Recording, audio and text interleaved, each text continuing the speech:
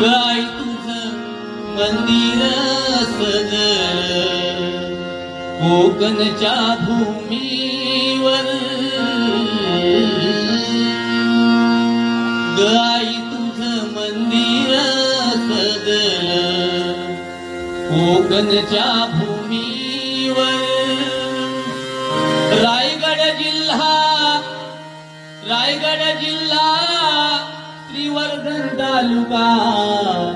झाला हो अजरामर झाला हो